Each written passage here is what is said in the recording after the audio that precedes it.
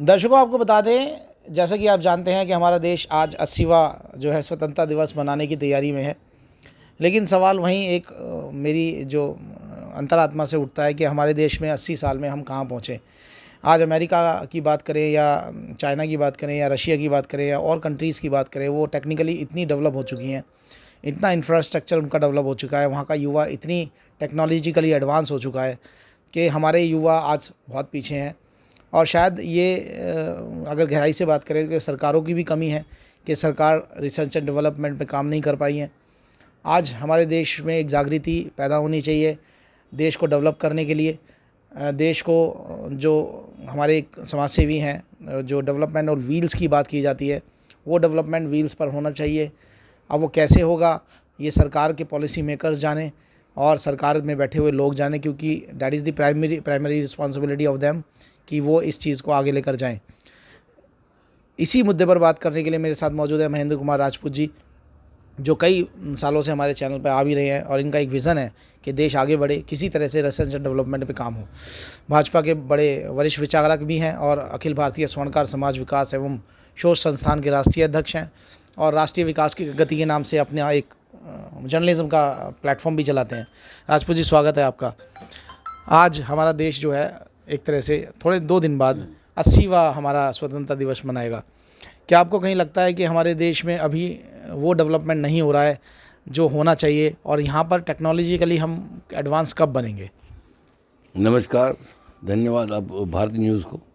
और आपने जो प्रश्न पूछा है, मना रहे हैं, वास्तव में मना रहे हैं। 80वां स्वतंत्रता दिवस मना रहे हैं। 15 अगस्त 1947 में हम आज़ाद हुए थे और उस दिन से आज तक हम लोगों ने गणतंत्र और लोकतंत्र में प्रवेश करते हुए हमें आज़ादी की जो एक राह दिखाई गई, उस पर पूरा का पूरा देश एक जातिविहीन, एक वर्गविहीन और एक पूरा ऐसे देश की विरचना की गई कि जिससे कि इसको बहुत तेज़ी से बढ़ना चाहिए था। बदकिस्मती है कि हमारे यहाँ की जो राजनीतिक व्यवस्था रही है उसमें कुछ अनियमितताएँ रही हैं, कुछ उसकी सोच जो है वो अग्रसर रही नहीं तेज़ी से। जो आज जिस भारत की बात कर रहे हैं उस भारत को बहुत आगे चला जाना चाहिए था, लेकिन हमारे पास इतनी बड़ी संख्या, इतनी बड़ी आबादी होने के साथ साथ हमारे पास जो बौद्धिक सोच है वो नहीं बढ़ पाई जी। अगर वो हो जाती कि जो है एक रिसर्च की विषय है, शिक्षा का विषय है, और इसमें रिसर्च एंड डेवलपमेंट के ऊपर आज विकास विकसित हम जो है पुरानी जो हमारी नैतिकता है उसका विकास की आज गणना नहीं होती। आज गणना होती है टेक्निकल और एक साइंटिफिक रिसर्च की, साइंटिफिक डेवलपमेंट की। आज की जो मूलभूत समस्याएं हैं, जो प्राकृतिक और जो एक भौतिक समस्याएं, उनके समाधान के ऊपर डिपेंड करता है। आज वर्ल्ड में जो विकसित है, विकसित यूएनएससी जो है, यूनाइटेड नेशन सिक्योरिटी काउंसिल जो है, उसमें 5 उस वक्त जब वर्ल्ड वार 2 हुए थे हमारे 43 और 45 में, तो वो केवल इसी बात के ऊपर हुए थे कि जो उस टाइम की सुपर पावर थी साइंटिफिक रिसर्च में और जो उनकी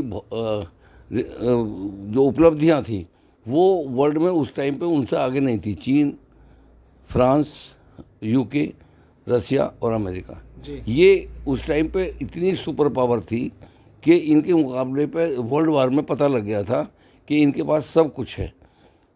ऐसे ही अगर आज हम बात करें 80 साल के बाद आज जो स्वतंत्रता दिवस मना रहे हैं, इसमें हम विकसित भारत की बात करें और आज विकसित भारत तो बहुत दूर की बात है। भाजपा सरकार का ये टारगेट है कि वो 2047 तक इस देश को विकसित कर देंगे। तो कहीं आपको लगता है मोदी जी के विज़न में, जैसे मैं एक एयर शो में गया था दोस्तों, तो मैंने देखा तेजस को वहाँ उड़ान भरते हुए, हमारी जो बैलिस्टिक मिसाइल थी अब हम बनाने लगे हैं, अग्नि जैसी मिसाइलें हम बनाने लगे हैं। टेक्नोलॉजिकली मोदी जी का विज़न है कि हमारे देश में एक indigenous technologically advance system develop हो जो रिसर्च एंड डेवलपमेंट पे काम करे। क्या आपको लगता है मोदी जी 2047 तक ये कर पाएंगे? देखो, ये जो बदलाव हुआ है एक कांग्रेस के बाद में भाजपा का जो आना हुआ है और इसमें जो नई सोच बदली है, यही एक ब्रेक इवन पॉइंट है हमारे डेवलपमेंट का। लेकिन हम विकसित भारत की बात करें या डेवलप्ड इंडिया की बात करें तो इसमें अभी हमारे बच्चों को बहुत ज़्यादा शिक्षित होना चाहिए था। युवा वर्ग को जो आज सड़कों पर उतरा हुआ है, ये इसमें चाहे कोई भी कैसा भी हो, लेकिन माने तो युवा जाएंगे। हमारी जो शिक्षा का विषय है, उस शिक्षा को शोध शिक्षा तक नहीं पहुंचा पाए। शोध मेरा समझ रहे हो ना आप, जिसमें रिसर्च में, जिसमें आज आपकी जितनी भी समस्याएं हैं, उसमें जितना भी हमारे पास आज है, उससे भी आगे कुछ और है। आज हमारे इसमें अभी आज़ादी के टाइम में ही एआई आ गया है। अभी हम लोग समझ ही नहीं पाए कि एआई है क्या, लेकिन एआई वो है दुनिया की जो इसने पूरी दुनिया मतलब एक पूरा युग बदल दिया है। और इस युग को बदलने के लिए भी और बहुत सारी चीज़ें आगे बाकी हैं। तो हमारे जो शिक्षा का स्तर है देश का, वो अभी बहुत पीछे है। ये क्या आर्टिफिशियल आपको लगता है? आपको लगता है क्या? जी बोलिए बोलिए, पहले आप बोलिए। इसके लिए क्या है, इसी के लिए जो आज मोदी जी ने सोचा है कि हमारा विकसित भारत 2047 तक कर देंगे, प्रयास अच्छा है, सोचने में कोई वो कुछ जाता नहीं है, और सोचना चाहिए। और ये जब तक कहते हैं ना कि सपने देखना अच्छी बात होती है, जहाँ ना पहुँचे रवि वहाँ पहुँचे कवि, जहाँ ना पहुँचे वहाँ पहुँचे कवि। तो कवि कल्पना से ही तो पहुँचता है। आज हम जिस चीज़ की कल्पना करेंगे विकसित भारत की, तो विकसित में सारे इंडिया के लोगों को ऐसा सोचना होगा।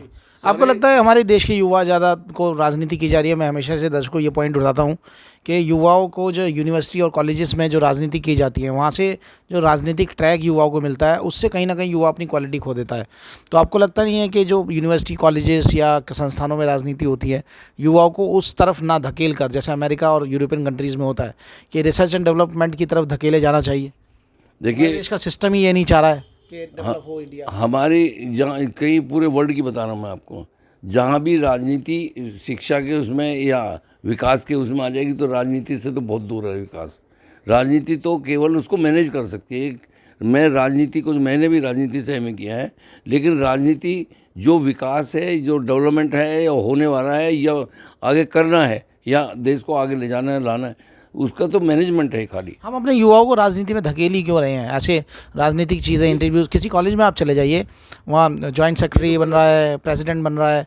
हालांकि मैं शायद थोड़ा ऑर्थोडॉक्स साउंड कर सकता हूँ, लेकिन मुझे ऐसा लगता है कि राजनीति वहाँ से शुरू नहीं, शिक्षा संस्थानों से राजनीति नहीं शुरू होनी चाहिए। नहीं शुरू होनी चाहिए, ये भी इससे मैं सहमत हूँ। लेकिन एक बात यह है कि राजनीति तो टोटल भ्रष्टाचार और भ्रष्टाचार का अड्डा बन गया है। इसलिए यूथ को उसमें जाने की ज़रूरत हुई पड़ी है कि वहाँ भी सुधार की ज़रूरत है, वहाँ भी सुधार की ज़रूरत है। जब ही रिसर्च एंड डेवलपमेंट का जो विषय है विकासशील का देश का या विकसित देश बनने का, वो सपना तभी पूरा हो सकता है कि जबकि उसमें आपका राजनीतिक तंत्र में भी उसका सुधार हो। जी, हम बना कुछ नहीं रहे हैं, हम इम्पोर्ट ज़्यादा कर रहे हैं।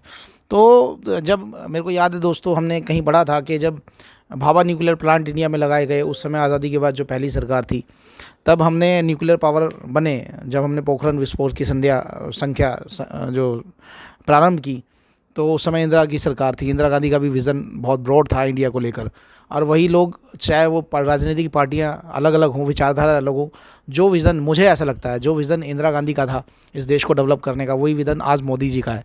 क्या आप इससे सहमत करते हैं इस बात से? क्योंकि एक ऊपर के लेवल पे टेक्नोलॉजिकली इंडिया को एडवांस बनाना या तो इंदिरा गांधी ने सोचा था या मोदी जी सोच रहे हैं। देखिए, ये सोचना ही वैसे राजनीतिक का ही होना ज़रूरी होता है, क्योंकि देश के जो संचालन होता है वो राजनीति के हाथ में ही होता है, राजनीतिक लोगों के हाथ में ही होता है। लेकिन ये जो आप कह रहे हैं ना, डेवलपमेंट की बात कर रहे हो, और ये विषय ही अलग है। ये विषय जो है, जो विकास का होने का है, ये राजनीति का नहीं है। राजनीति को तो खुद राजनीतिकों को ऐसा होना चाहिए कि जो विकास को आगे बढ़ा सकें, और वो अपने देश के संसाधनों को, विकास का असली मतलब मैं बताऊं, विश्लेषण है कार्य और संसाधनों का। हमारे देश में जब तक कार्य और संसाधन और वो उसके लायक नहीं होंगे, तो आदमी उस लक्ष्य तक नहीं पहुंच पाता जहां उसको जाना है। आज विकास के लिए शिक्षा का बहुत बड़ा आमूलचूल परिवर्तन होना चाहिए। शोध शिक्षा के लिए बहुत बड़े हमारे प्रयोगशाला और यूनिवर्सिटीज और उसका बहुत बड़ा तंत्र मंत्र बदलना चाहिए। उसमें जो शिक्षक हैं, वो शिक्षक भी उसके लिए बहुत उच्च दर्जे के होने चाहिए, और उनको ऐसी व्यवस्था होनी चाहिए कि जो जो हमारे देश में आज तक थी नहीं, लेकिन उनको साधन संसाधन जुटाने के लिए बहुत बड़ा धन की आवश्यकता होती है। वो धन हमारे देश में उस तरफ नहीं लगा करके उसमें केवल 5-10% में शिक्षा के ऊपर चलाना, शोध शिक्षा करना कि देश को विकसित करना थोड़ा ही है। उसमें तो पूरा का पूरा आपकी जितनी हमारे यहाँ की जितनी जीडीपी है, इतनी जीडीपी तो उसमें खर्च शिक्षा पे करनी पड़ेगी, जब जा कर के हमारा देश विकसित होगा। जी देखिए, बहुत बड़ी बात कही है आज आपने, बहुत बड़ी बात कही है। ये बात इतनी गहरी बात कही है कि संसाधन और संचालन, अगर इसे एक व्यक्ति के पास संसाधन नहीं होंगे तो वो किसी चीज़ का संचालन नहीं कर पाएगा। ये साधन संसाधन देश के भी दुरुस्त होने चाहिए, प्रति व्यक्ति होने चाहिए। जो खास तौर से शिक्षा और शोध में लगा हुआ है उसको तो बिल्कुल इसकी इन चिंताओं से दूर होना चाहिए कि उसको अपने जीवन, रहने सहने, खाना, परिवार, उसके लिए उसे चिंता करनी पड़े। खाना और शिक्षा दोनों एक साथ नहीं चल सकते। उसको तो बिल्कुल एकदम फ्री होना चाहिए, बिल्कुल स्वतंत्र दिमाग से होना चाहिए। उसे ऐसे पता लगे कि वो केवल जिसके लिए जी रहा है, देश के लिए जी रहा है, देश के लिए मर रहा है। जैसे एक सैनिक उस पर काम करता है, ऐसे ही ये भी एक वो सैनिक है जो देश के विकास के लिए, साइंटिस्ट जो होते हैं, ये भी अपने पूरा शरीर और तन मन धन जुटा देते हैं। उसके लिए भी पूरी व्यवस्था सरकार नहीं करेगी तो ये लोग भी कामयाब नहीं होंगे। तो देखा आपने देखा, ये थे महेंद्र कुमार राजपूत जी। आज मैं सवाल एक अलग सा इंटरव्यू इसलिए किया है क्योंकि मेरे दिल में भी ये सवाल था कि हमारे देश को आज़ाद हुए 80 साल होने को जा रहे हैं। 80 साल या 100 साल एक ऐसी रेनेसां की एज होती है, जो पुनर्जागरण की एज होती है, जिसमें कि युवा सवाल पूछता है, जिसमें हर व्यक्ति अपना हक मांगता है, जिसमें सब लोग चाहते हैं कि हमारा देश डेवलप हो। और जो सिस्टम में बैठे लोग हैं उनसे मैं कहना चाहता हूँ, अभी देश वो वाला देश नहीं है। आप अपना कार्य बड़ी ईमानदारी के साथ करिए, देश को डेवलप होने के साथ करिए, और हम 20 साल में इस देश को डेवलप होते देखना चाहते हैं। और भी लोगों से आपकी मुलाकात कराएंगे। आप देखते रहिए भारत न्यूज़।